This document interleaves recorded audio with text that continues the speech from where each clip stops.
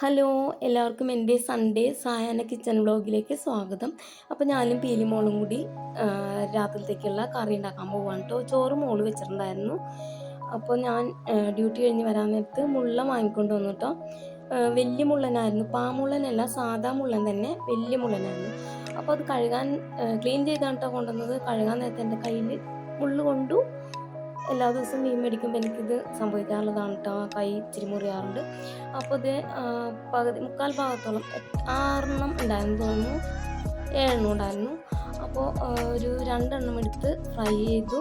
ബാക്കിയുള്ളത് മുളകിട്ട് കറി വെക്കാൻ പോവാണ് കേട്ടോ. അപ്പോൾ നല്ലപോലെ ഒന്ന് തേച്ച് കഴുകി കട്ട് ചെയ്തെടുക്കുന്നുണ്ട്.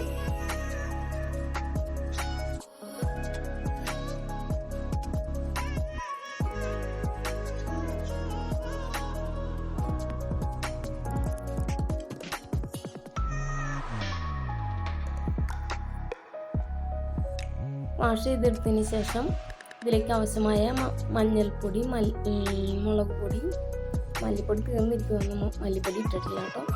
മുളക് പൊടി, മഞ്ഞൾപ്പൊടി, കുടംപുളി, 2-3 പച്ചമുളക്, കറിവേപ്പില, ആവശ്യത്തിന് ഉപ്പ്, കുറച്ച് വെളിച്ചെണ്ണ, ഒരു 2 ഗ്ലാസ് വെള്ളം ചേർത്തിട്ട് കറി അടുപ്പത്ത് വെക്കുവാണ് കേട്ടോ.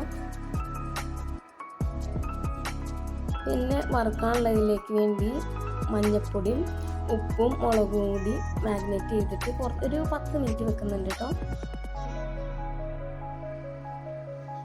അതിനുശേഷം ഞാനും പീലിമോളും കൂടി വറക്കുവാണ്.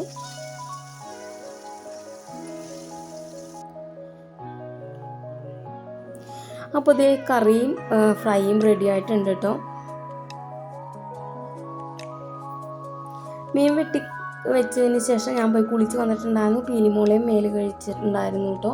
അപ്പോൾ കറി വെന്തു എല്ലാം കഴിഞ്ഞപ്പോഴേക്കും പീലിമോൾക്ക് ചോറ് കൊടുക്കുകയാണ്. അവൾക്ക് ചോറ് കൊടുക്കുന്ന കാര്യം ഒരു ഭയങ്കര ടാസ്ക്കാണ് കേട്ടോ.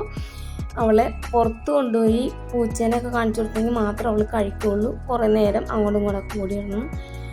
ഒരു കണക്കിന് അവളെ തീറ്റിച്ചിട്ടോ. അതിനുശേഷം ഞങ്ങളും ഫുഡ് കഴിച്ച് ഉറങ്ങാൻ പോവാണ്. അപ്പോൾ ഇത്രേ ഉള്ളൂ. വീഡിയോ ഇഷ്ടപ്പെട്ടെങ്കിൽ ലൈക്ക് ചെയ്യണേ. അതുപോലെ എൻ്റെ ചാനൽ സബ്സ്ക്രൈബ് ചെയ്യാതെ കാണുന്നവരൊന്ന് സബ്സ്ക്രൈബ് ചെയ്ത് സപ്പോർട്ട് ചെയ്യണേ. ബൈ.